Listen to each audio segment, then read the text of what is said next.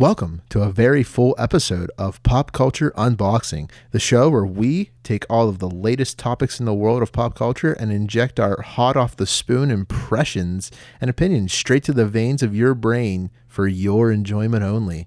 Today, Matt and I talk about a alternate universe Star Wars that we are very jealous that we did not get. We also go over the new Morbius trailer that just released this week, as well as go into kind of some food for thought. Do you think Endgame ruined the future of movie viewing for you? All this and more in this exciting episode. Okay, let's kick the intro, Matt.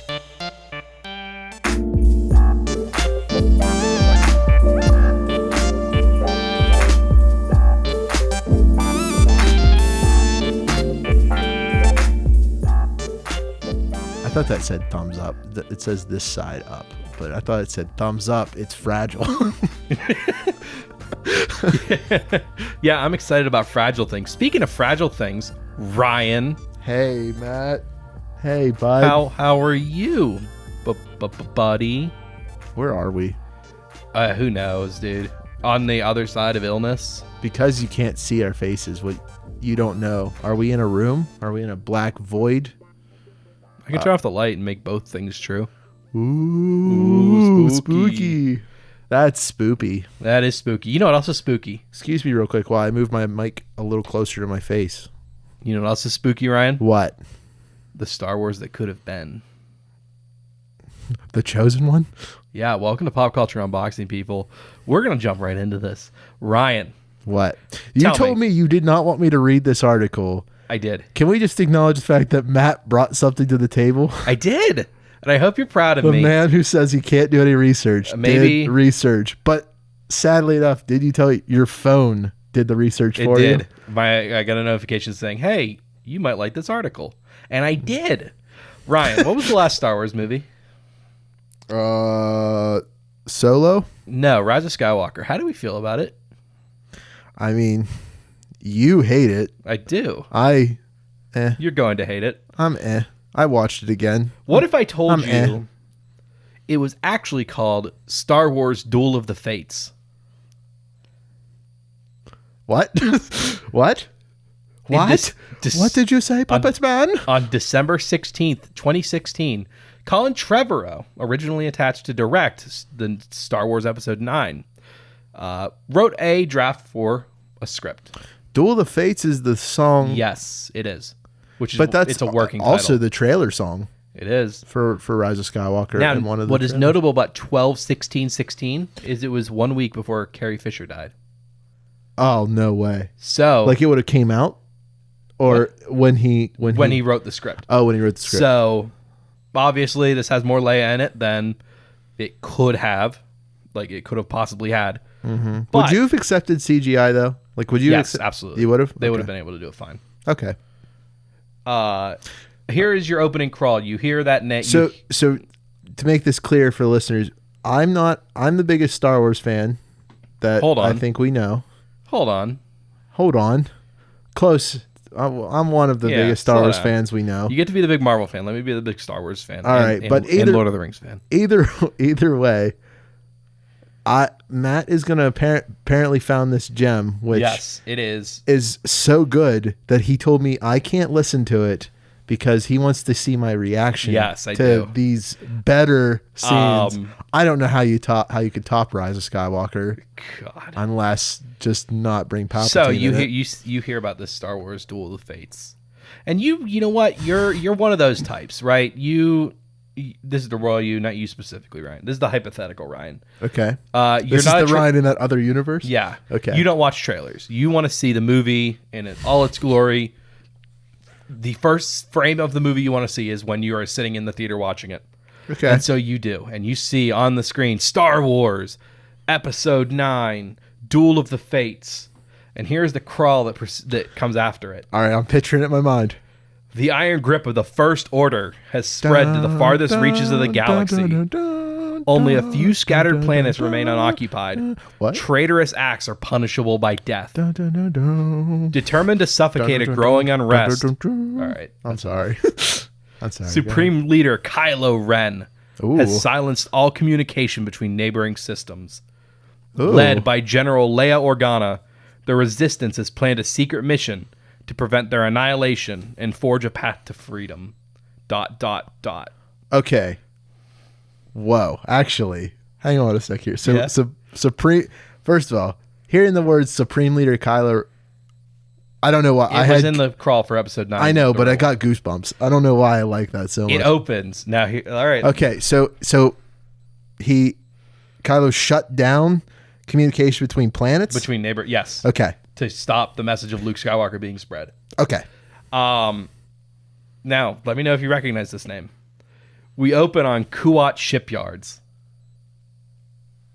What? Kuat Shipyards. Do you remember? Yeah. You know what that is? Okay. BB-8 and Rose Tico, allegedly a key character in the script, are infiltrating the Kuwait moons where First Order build their ships. Yeah. Obviously. Yeah. There's an orbital ring and another moon below it. Finn and Poe are there. No R2 or 3PO. Rey arrives. The plan: send explosives into the power shaft that delivers raw ore into the ring. Plan goes wrong. Okay. First Order is able to contain blast. Admiral Vaughn says Resistance tactics are pitiful. Rey, disguised as a Tusken Raider, is revealed to have created her own weapon, a double-blade lightsaber hybrid of her staff and Luke's cracked saber. What? Ryan is just mouth agape already. Okay. Wait for the next. So you're telling me? So you're talking about the blue Luke Skywalker, right? Yeah. Lightsaber. And then with her staff turns it into a double blade lightsaber. Okay. The next line is even All right. better. It's even better. They battle, which I assume it doesn't mention it, but I assume it means that Kylo is there as well. Okay. And Poe, Finn, Rose, Rey, and BB-8 steal a Star Destroyer and escape. Oh my God! What? Okay. The Knife 9, a ship containing the Knights of Ren, arrives at Kuwait. How do you pronounce it? I thought it was Kuwait. Kuwait? Okay. Ataska Ren kills Admiral Vaughn for his failure, which is like already more than the Knights of Ren did in Rise of Skywalker. Oh my God. Cut to Coruscant. No longer a vibrant city. The new structure, this is a direct quote from it. The new structures are built atop the Art Deco structure of the Old Republic, unquote. Occupied by the First Order now, they have a citadel/palace there. Citizens are scavengers now. Hux is now Chancellor Hux and is addressing Bisk Kova, traitor who helped Resistance steal Star Destroyer. Kova is executed with a light blade guillotine. Hux and Commander Selleck Wow.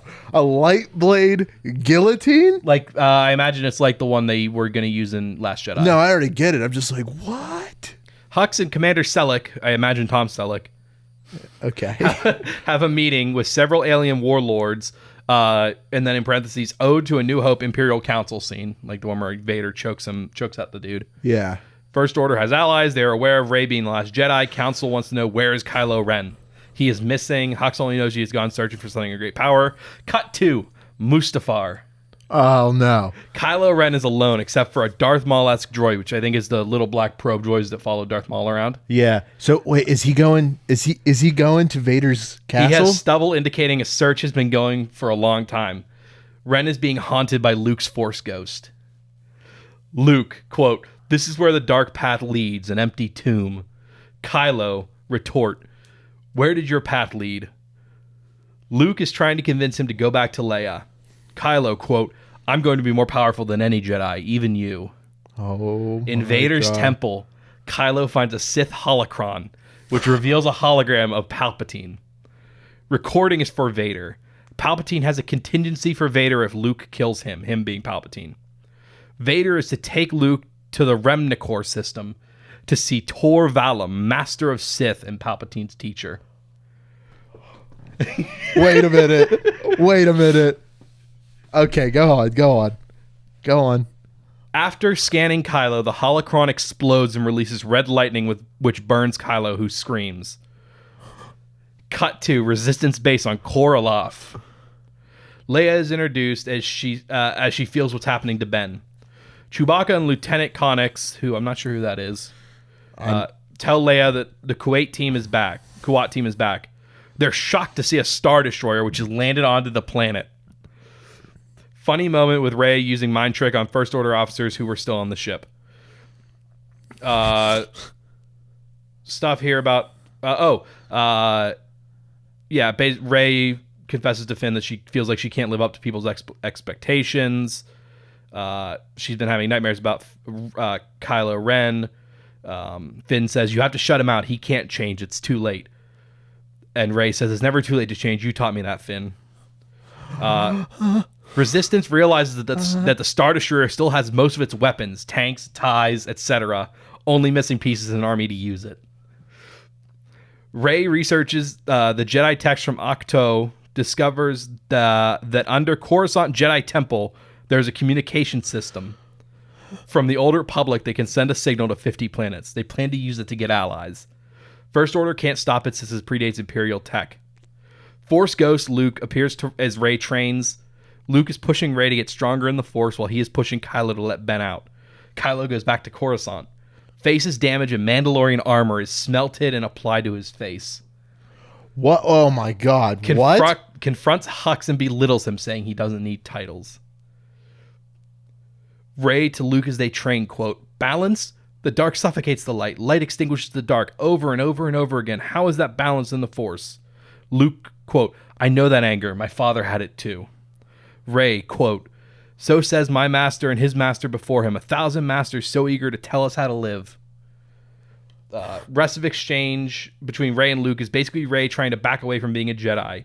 She admits she is no one, and Luke trying to convince her that saying the Force speaks to her. Kylo and Hux keep talking about Kylo's last order to Hux: find Resistance, wipe them out, leave the girl to me. Then Rose, Finn, R2, and 3PO go to Coruscant to find the beacon. And then Rey, Poe, and Chewbacca go to a planet to... This is literally all it says about this, is going to a planet to find someone to help Rey figure out what she needs to do. Side note, yes, this is literally the only description. Kylo goes to the Sith planet before he leaves Coruscant. He takes Vader's masks and says he understands Vader now. Kylo, quote, you allowed love to cloud your judgment, and he throws Vader's mask off the balcony and it shatters. Leia stays at the base overseeing the Resistance. Before Rey leaves, she and Leia have an exchange where Rey says she believes there's still good in Kylo. Leia is skeptical, but Rey believes in her Jedi training. Leia, quote, you're not like my father or my brother. You're new. Whatever happens, remember the Force chose you, Rey. Your story isn't written by anyone else. The First Order tracks down the stolen Star Destroyer. Resistance escapes. Team A, which was Finn and Rose and them, successfully infiltrate the Jedi Temple and turn on the beacon. Different places around the galaxy receive the signal. In parentheses, Bosk cameo. Okay. It's then cut off by the First Order. They then flee Coruscant. Team B are pursued by the Knife Nine, which is the Knights of Ren. Knights of Ren, yeah. And eventually reach the planet Bonadan. Sure. Kylo reaches Remencore and confronts Tor Valum, 7,000 years old, alien of unknown origin, spindly, intense, sinewy muscle, very Lovecraftian. Kylo begins training with Valum. Ode to Empire Strikes Back cave scene. Kylo fights Vader. Fight is brutal and Kylo loses. What?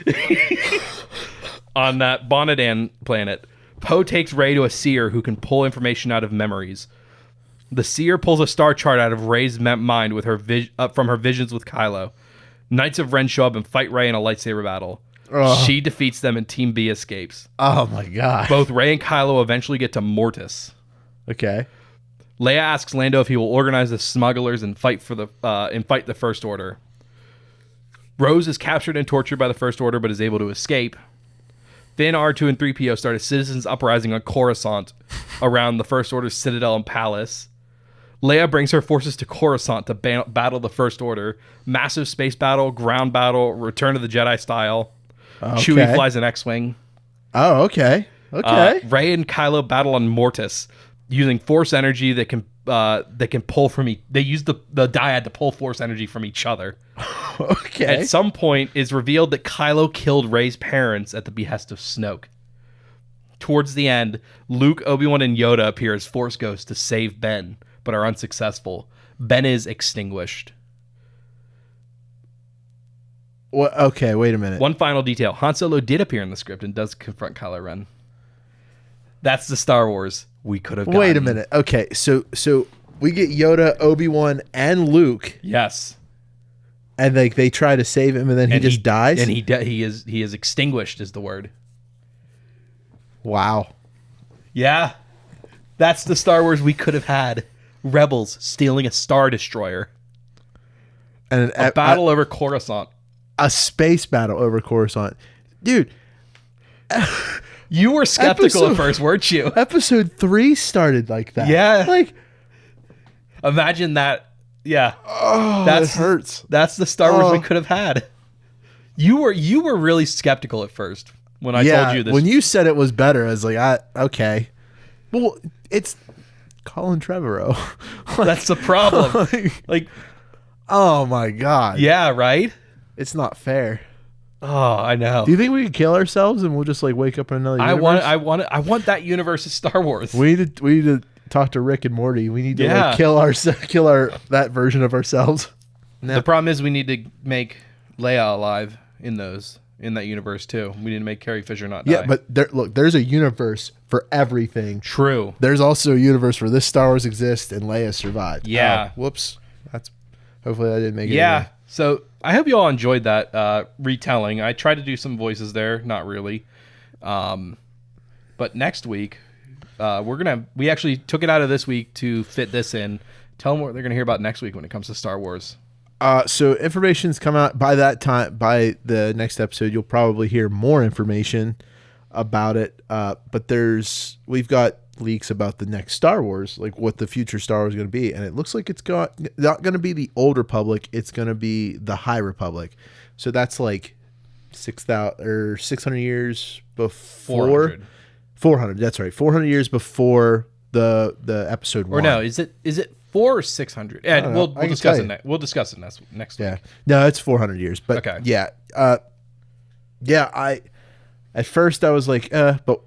Well, like I said, we'll talk about the next one, but it sounds super There's your exciting. little teaser. Yeah, a little teaser. Ryan, you had something you wanted to talk about. Yeah. So, as everyone, it's probably no news to anybody that Sony's property owning the properties of Spider-Man and like his villains. Sinister Six when? Well, so that's interesting why you say that because apparently we might get it. So, as you know, Sony's been making their own universe based on like all these like characters, basically all of like Spider-Man villains. And you know, at the end of Far From Home, spoilers if you didn't see it, Quentin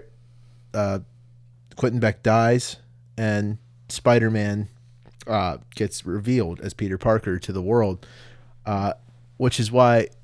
Basically what I'm talking about is there's a new trailer for the movie Morbius, and in this trailer there's a poster in the background that says Spider-Man on it, but it's Raimi Spider-Man from the game, and it says murder on it. So this, by the way, first of all, this trailer of Morbius looks really good. I said it. I was like, Black Widow is probably gonna be the last one I like. I'll be done. Then Morbius comes out and puts these reveals in me that makes me feel like that Sony and Disney did not just like shake hands like, yeah, we'll do this. They are like going together. Yeah. It sounds like, because this Morbius trailer shows him becoming Morbius, this vampire that, well, not vampire. I'd rather that they go to extreme lengths to try to say he's not a vampire. Yeah, but he has all the things that make you a vampire. Yeah, but he is a vampire. Yeah. The cast of this movie looks really great. Matt Smith's in it, the Doctor. Do you think he's actually in it? Yeah, he should be in it this time. Don't make that joke. That wasn't funny. I was so excited to see him in Star Wars. Don't do this to me. Don't even put that doubt in me and bring in evil. But Matt, I only look at you. Yeah, so Matt Smith, and apparently he's gonna play, I think, the villain. Is what I was reading. I'm under the impression. In the Morbius, like I said, you see that in part of the trailer, you see the background of Spider-Man with someone who put, murder over it, and in like one of the other corners of the frame, you can't see it. One of the Zodiac killer symbol can actually be found Oh, really? in the trailer. 2 of them right next to the murder thing. So Ted Cruz is there? This is So where this is going to come back is Ted Cruz is actually going to be part of the Sinister Six. If you didn't know, it's the biggest reveal. They've been working really hard to keep it secret. Yeah, but that was like you heard it here first. If you look at it, it even looks like it says Ted Cruz. Like you can move the lines, and that's Ted Cruz's name right there, the monster. But that's a really old meme. Yeah, that's a really old meme. But it checks out. Yeah, but anyway, where I think that's going to come back is Cletus Cassidy. Yeah, which I think it's confirmed Venom is in this universe. Yeah, which means our Sinister Six looking like a pretty good team coming out of this. I'm excited. But how is Morbius a member of the Sinister Six? No, but the Sinister Six, like, it's not locked down to a group. It can be any villains. Okay. Why it's usually these like Kraven and all that is because those were like the fan favorite characters that really made up the most iconic version of the Sinister Six. That makes sense. But we know Carnage is going to be in the next Venom movie. We know that. But what also tells us that this is now connected to the Spider-Man universe. I don't know how they're going to do this, and I'll explain why I don't. But at the end, Adrian Toomes is there. He says to him, the Birdman himself, the Vulture from Spider-Man Homecoming is there, and he even is playing that character. Nice. It's clear that's the same guy, and he even says to him, he's like, Dr. Morbius or whatever his name is. I can't remember off the top of my head now, but not doing not a do-gooder anymore. And he goes, "What's up, Doc?" And you're like, "Oh no, no way!" Yeah. So this is a great way for Sony and Marvel to work together. Is this going to be another Rhino thing? No, I don't think so. You don't think? But I am going to say if that's an end credit scene, I'm going to be really mad. Yeah, I'm going to be really mad. But if you think, because they already pulled that, yeah, because you've got Homecoming we have Scorpion in it. You have the Vulture. Wait, did Homecoming have? Yeah, at the end. When Adrian's in prison and he talks to that guy who has the scorpion tattoo in his eye, that's Scorpion. That's him. Okay. So you have those two. Shocker's on the loose. Yeah. You could have Carnage. We want Doc Ock. Well, you could still get Doc Ock, but you can have who else am I missing? Morbius. But then who's the sixth member? Doc Ock. You know who I think it might be? Who? And I think that's where partially this thing is going to release. I think it's going to be Mysterio. That he faked his own death. That would be a Mysterio move. That would be a baller move. Well, that would be a risky move, but I think that could be a really good Sinister Six team. I would be, yeah. That would be fun. Take my money, Marvel Legends. I'll buy the toys. Let's go. And then Spider-Man has to team up with Venom to stop them. Oh my God. You don't understand, man. There's so much. Tom Holland and Tom Hardy? Well, that's because Tom Hardy's even said he wants to fight Tom Holland Spider-Man. They could have a fight and then work together to take down the Sinister Six. Give it to me, Marvel. I'm ready. Give it. I'll give you my money. Let's go. Let's do it, bros. I'm ready. So Morbius. Yeah. So when does that come out? I don't remember. Oh, Ryan. I forgot. Thought you were prepared. I mean, I'll look it up while you get us ready for our next topic. Okay. But yeah, I'm excited for Morbius. But since we're kind of talking about Marvel stuff, Matt, this is kind of a July 31st. This year? This year. Oh no. Okay. Yeah. I'm so excited. But anyway, Matt, there was a topic that on our podcast, we don't really do a lot of what I call thought pieces and our opinions on stuff. We very much just talk about whatever Reddit feels about stuff. And so I've hit a point I just watched Endgame recently and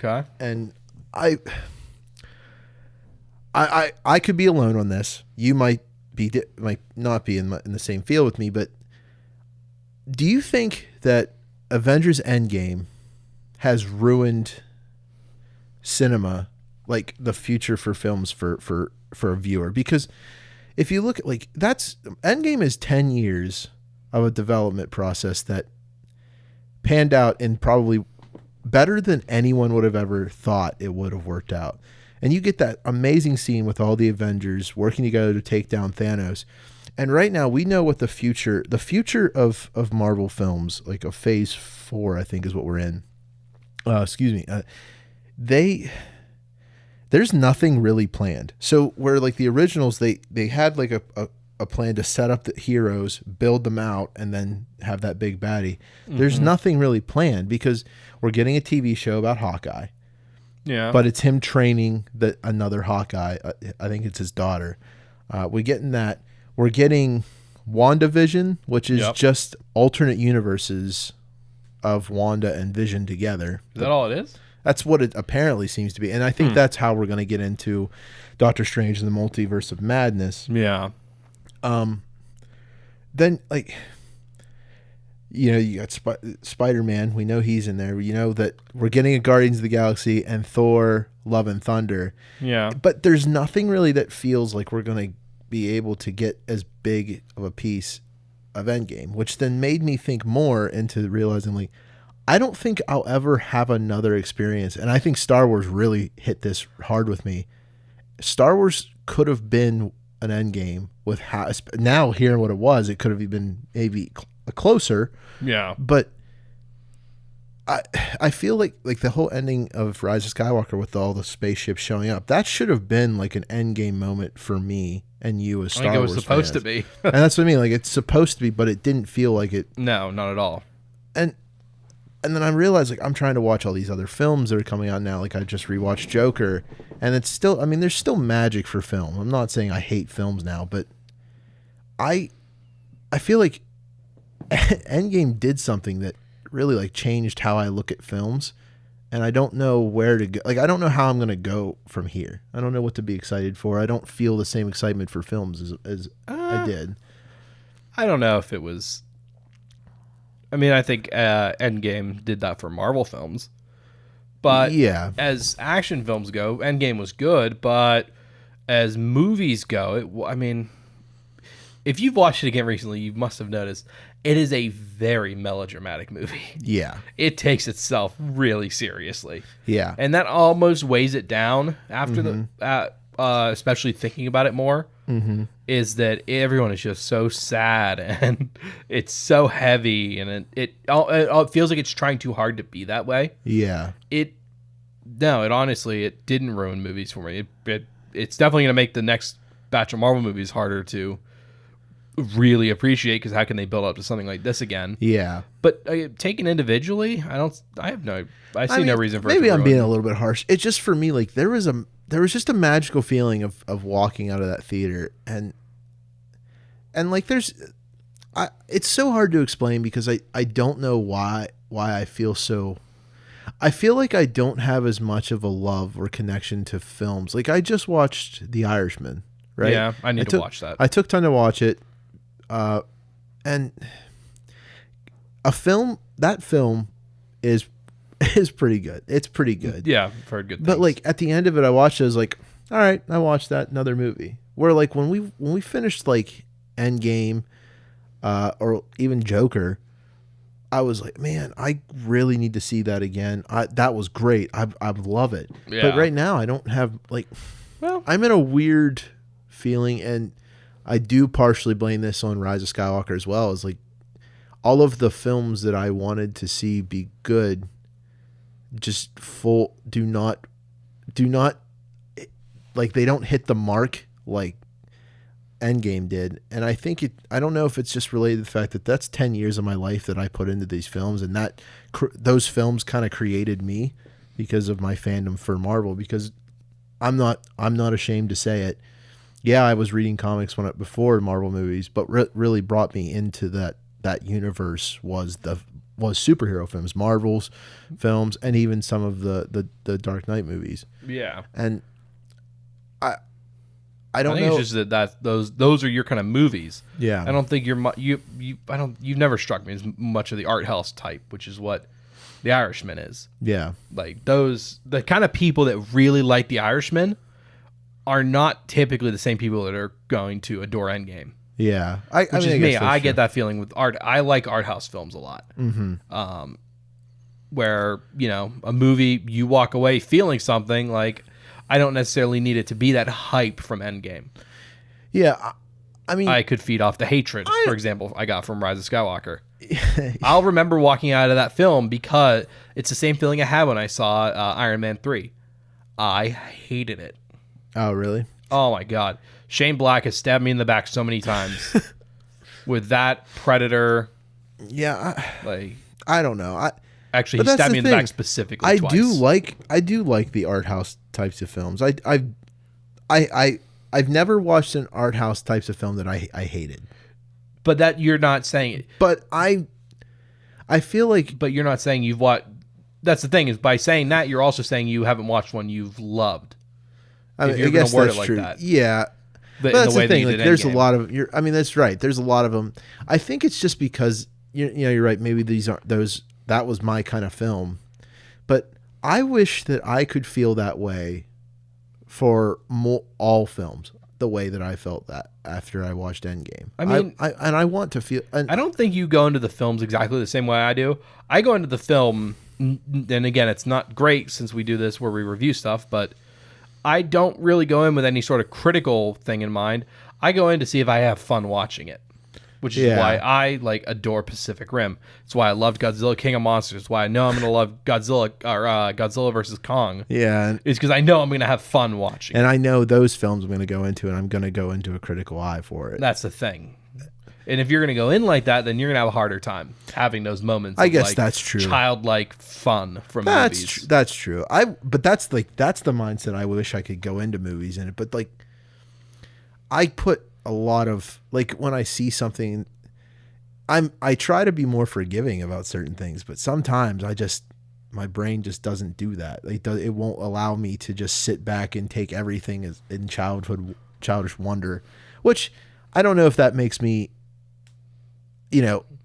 capable. How you are. Yeah, I don't know if that makes me capable of being a good movie reviewer or a film reviewer, but that's just probably more capable than me. I mean, that's just. I mean, I've always kind of loved the idea of reviewing a film and really looking at it to what it is and trying to understand why the artist made it that way and why they did the things that they did. And I think that's Siskel and Ebert's fault. I blame them completely because I loved watching them. They are an incredible group. They're what I want us to be. I picture us as old men sitting in front of a camera, sitting in two lounge chairs, just looking at each other and making fun of each other because why did you like going into Godzilla?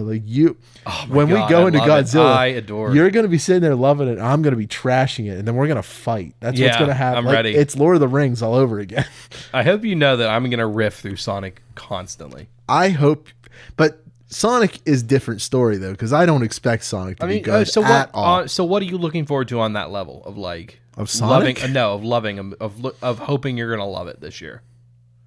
Oh, loving what? A movie. What movie are you gonna go in and are you at that right now thinking I really want this movie to be good? I want to love it like I did Endgame. I think if there's any films that I'm gonna go into that mindset, it's probably going to be Wonder Woman or Tenet. Okay. Those are two. Tenet's going to be an easy one. It's Christopher Nolan. Yeah, those are two films I think I'll probably go into that mindset. I mean, I have a whole list of films. I can tell you that right now is if you don't walk out of Tenet where feeling like, oh my God, that was awesome. Yeah. Either Christopher Nolan has lost his edge, which I doubt, or there you go. Yeah. No, I don't think Endgame has ruined anything. Because here's the thing. Did Citizen Kane ruin movies? No, that's the thing. Okay, that's fair. That's almost what you're asking. Yeah, that's true. That's a good way to put it. I don't know. Also, it just could be. It also could be that the past couple of films that I've seen have not been happy that I saw. I had wished I didn't see. Yeah, it's either I wish I didn't see them or I walked out being like, great. That was a movie. I saw it. Yeah. That's how Rise of Skywalker is. I'm not going to lie and tell people that I'm not going to say that this movie was god awful and I don't want to watch it again. I don't mind watching it again. It's just when I walked out of the theater, I was just like, all right, we can see it. And also Cats, if you remember that we went and saw that. Cats was one. Cats. I kind of had fun. It was an awful movie, but I knew it going in, so I had fun. I had the different opinion of what I thought, because I thought we were going to love it, but also had this feeling that we're probably going to most likely hate it. But I watched it, and I was like, yeah, I'm glad I saw that. I am glad I saw that, because no matter what, good or bad, it is kind of an experience to see a film like that. Yeah. And, I don't know. It's how it's going to be for Sonic, too. And that's how Sonic's going to be. I'm so ready. I'm going to go see it. I'm not going to like it, but I have a feeling I'm not going to hate it. No, I know. What I know I'm it's gonna terrified of is that I'm going to love it.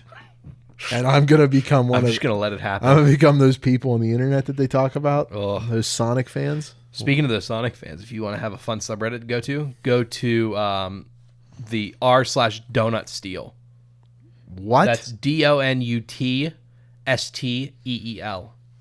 That is a great subreddit. That is so. So how do you spell it again? DONUTSTEEL. Oh, okay. So just normal Donut Steal. Donut Steal. For Donut Steal tendies or Donut Steal? It's just Donut Steal. Okay. What is this? Okay, guys, this is a new one I made. Very cool. Oh, no. Yes. Oh, no. Yes. What is this? It is, all those people that would make the Sonic fan characters with the bio next to them in MS Paint. It's a bunch of people making those. And it's called Donut Steal because people used to put Do Not Steal on all theirs, but they would misspell it. Oh my God. It is a rabbit hole. On that awful. I'm going to join. Awful disappointment of a subreddit. Yep. I feel like we should wrap it up. Yeah, it's getting close to Endgame time. See what you did there. Yeah. Well, everybody, thank you for listening. Yeah. We really appreciate you taking the time out of your day to listen to us. If you want to learn more about us or follow us, you can check out our website at www.popcultureunboxing.com. There's 3 W's there, not 2 like he tried to tell you, but you know that. Did I only say 2 W's? You only said 2 W's. Okay, whatever. But go to that website. You can see what we look like. You can see kind of links to our Twitters or Instagrammies. And that's about it. Actually, there's not much on the website. Our Twitch. If you want to see a dead, barren Twitch account, go look at my Twitch account. And you're going to be, wow, this is sad. This is a man who had dreams. The worst part about my Twitch account is it actually has some branding on it that looks like someone actually gave a crap for a minute and then didn't anymore. Don't look at... Yeah. If you look at mine, you're going to see a guy who had dreams and never accomplished any of them. Also, be sure to check us out on social media. Yeah. I'm not very active on it, but I'm on Twitter. If you reach out to me, I'll reply. Yep. And if obviously you're listening... At Matt Ross VO, by the way. Obviously, you're listening to this, so you found a way to listen to us. But if you want to find other ways to listen to us, check out us on... Are we on iHeartRadio yet? No, I haven't got anything back yet. Okay, so you can find us on Spotify, iTunes... Not iTunes anymore. Apple Podcasts. Apple Podcasts. They don't like people referring to the I word anymore.